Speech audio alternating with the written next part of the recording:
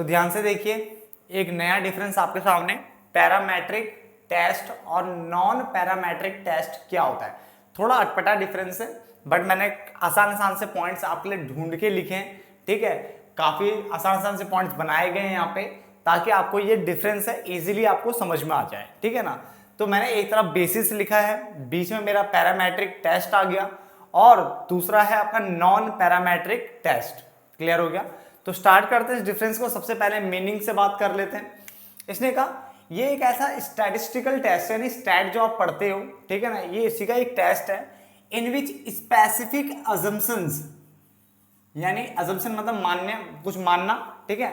तो specific assumptions जो है यहाँ पे ली जाती है, आर मेड, ठीक है, about the population parameter is known as parametric test. यानी एक ऐसा टेस्ट जिसमें आप अजम्पशंस लेते हो, स्पेसिफिक अजम्पशंस लेते हो, उसको पैरामेट्रिक टेस्ट बोलते हैं। जबकि नॉन पैरामेट्रिक टेस्ट वो होते हैं जिसमें फ्यूअर, यानी कुछ बहुत कम, या फिर नो, सीधा ही no, assumptions about the underlying population distribution, ठीक है ना। यानी आप यहाँ पे कोई भी assumption नहीं लेते हो, ये बोल लो, या फिर लेते हो तो बहुत ही कम लेते हो, तो वहां पे आता आपका नॉन पैरामेट्रिक टेस्ट। तो ये आप समझ में आ रहा है। पैरामेट्रिक टेस्ट में क्या बोला मैंने, जहां पे आप स्पेसिफिक assumptions लोगे, ठीक है, पॉपुलेशन से रिलेटेड, बट यहाँ पे ये मेक फ्यूअर और नो assumption। ये क्या है, या तो फ्यूअर बिल्कुल कम, या फिर नहीं, कोई assumption लेगा ही नहीं, किससे रिलेटेड, पॉपुलेशन डिस्ट्रीब्यूशन से रिलेटेड। इसलिए इसको क्या बोलते हैं, they are considered as distribution free test. क्या बोलते हैं, डिस्ट्रीब्यूशन फ्री टेस्ट भी इसको बोल देते हैं, ठीक है ना, कोई दिक्कत नहीं आता। पॉइंट नंबर 2, सेंट्रल टेंडेंसी की अगर हम बात करें तो यहाँ पे जो निकलता है बेटा वो मीन वैल्यू होती है। तो mean value is the central tendency. यहाँ पे जो सेंट्रल टेंडेंसी की बात की है वो मीन की बात कर रहा है, और यहाँ पे जो सेंट्रल टेंडेंसी की बात होगी वहां पे किसकी बात की जाएगी, मीडियन की बात की जाएगी। क्लियर हो गया, 2 पॉइंट समझ में आ गए। पॉइंट नंबर 3, डेटा की बात करूं तो इट रिक्वायर लेसर डेटा, यानी यहाँ पे आपको लेसर डेटा चाहिए होता है। नॉन पैरामेट्रिक टेस्ट के मुकाबले में यहाँ पे डेटा आपको कम चाहिए होता है, बट यहाँ पे it require more data than parametric method से पैरामेट्रिक टेस्ट जो होता है, ठीक है ना। यानी यहाँ पे डेटा ज्यादा चाहिए, यहाँ पे डेटा क्या चाहिए, कम चाहिए।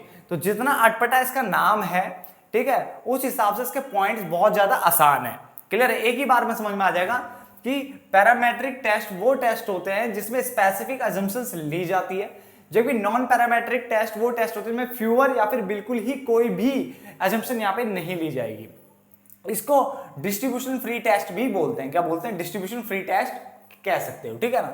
यहाँ पे सेंट्रल टेंडेंसी की बात करो, सेंट्रल टेंडेंसी की अगर हम बात करें, मीन मीडियन मोड आपने पढ़ा हुआ है, तो यहाँ पे बात होती है मीन की, और यहाँ पे बात होती है मीडियन की। क्लियर है, यहाँ पे जो डेटा चाहिए होता है वो कम चाहिए होता है, तो लेसर डेटा, ठीक है, देन नॉन पैरामेट्रिक मेथड से टेस्ट, ठीक है, जबकि यहाँ पे जो है डेटा आपको ज्यादा चाहिए होता है देन पैरामेट्रिक टेस्ट। क्लियर हो गया, 3 पॉइंट।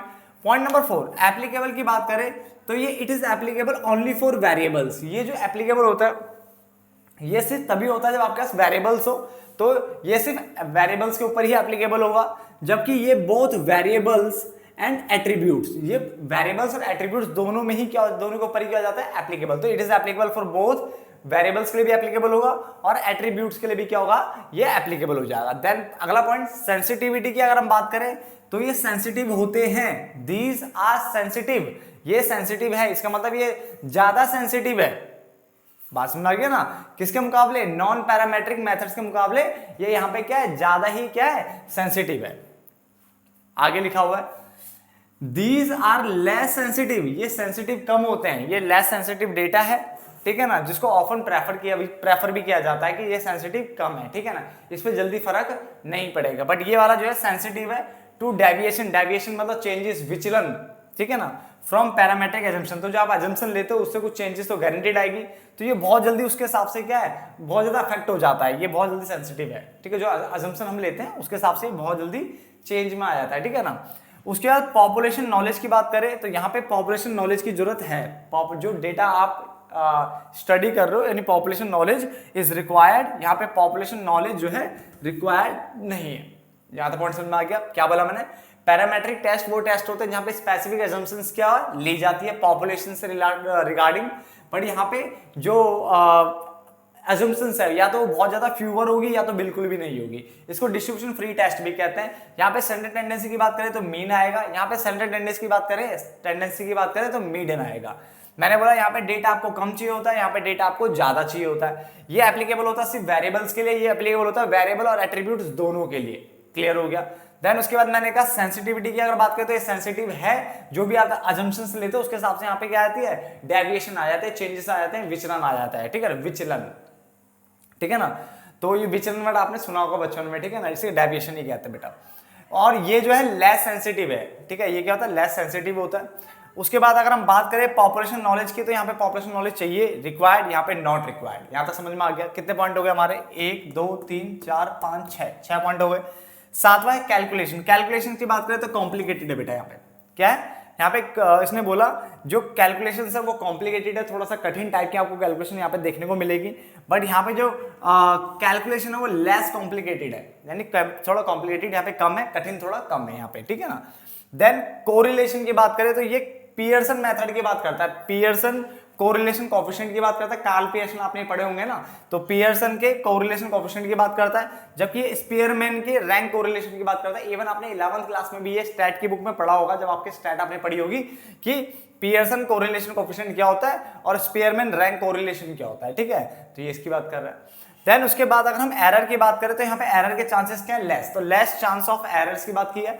यहाँ पे जो एरर की बात है ना वो बेटा वो क्या है, हायर, तो हायर प्रोबेबिलिटी या हायर चांस ऑफ एरर, तो एरर के चांसेस यहाँ पे ज्यादा है। तो तकरीबन ये 2 2 4 2 6 और 3 9 पॉइंट मैंने आपको करा दिया। मुझे जहां तक लगता है आपको समझ में आ गया होगा। अब इसके बाद अगर आपसे कोई पूछता है कि व्हाट इज पैरामेट्रिक टेस्ट, तो आप प्रॉपर एक नोट भी लिख सकते हो। इतना कंटेंट मैंने आपको दे दिया, बाकी आप बना के लिख सकते हो। ठीक है, उसके बाद और बढ़ा के तो बढ़ा सकते हो ना पॉइंट को, तो वो ये एक्सप्लेन करना है। ठीक है ना।